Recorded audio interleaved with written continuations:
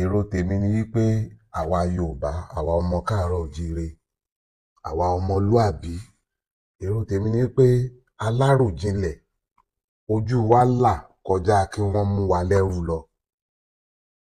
Ọkàn mi ò tiẹ̀ lọ síbẹ̀ wípé àwa lè di ẹni tí wọ́n wá ń ta bí òkòtó, tí wọ́n wá máa kọ́ láti kórìíra ẹlòmíràn nítorí ní táwọn kan ń jẹ tí wọn ò fẹ́ lòmíì jẹ, tí wọn ò torí gbogbo ìlú ṣe tó yẹ pé torí ara wọn, torí ìmọ̀tara ẹni wọn nìkan. What you have today is Nigeria has happened to Yoruba land.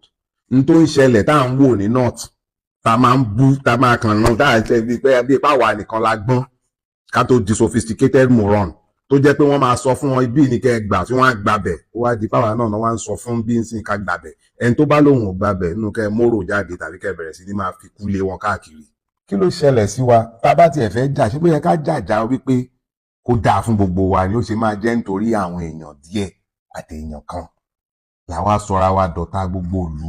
Àwa ti pé téèyàn bá ti jẹ́ Ìgbò ọ̀tá wa ni, èèyàn kéèyàn ni, ó dísà gbogbo nǹkan burúkú tó bá ṣẹlẹ̀ sí nílé ayé yìí. Tó mọ Ìgbò ló bá wa débi tá a dé yàbá wà lábára wa níbẹ̀. Wọ́n wá mú spaghetti, wọ́n máa fi gbọ́n wọn lórí lẹ́yọ kọ̀ọ̀kan. Àwọn èèyàn wá di ẹni tó ń tò nítorí báàgì iyọ̀ kìpíníṣín, àdí ẹni tó ń dìbò sebẹ̀. Ó tó kí Yorùbá ronú. Wọn kí à ń pa Ìgbò àbí Yorùbá àbí Fúlàní àbí ọkàn ara wọn nìkan náà mọ̀ o. Ẹ̀yin náà ẹ yá ara yín lọ́pọlọ. Gbogbo ẹni tí ń tẹ̀ ń wá tó bá rọ̀ mọ́ ń tó ń wá òun lọ́mọ ìyá yín o.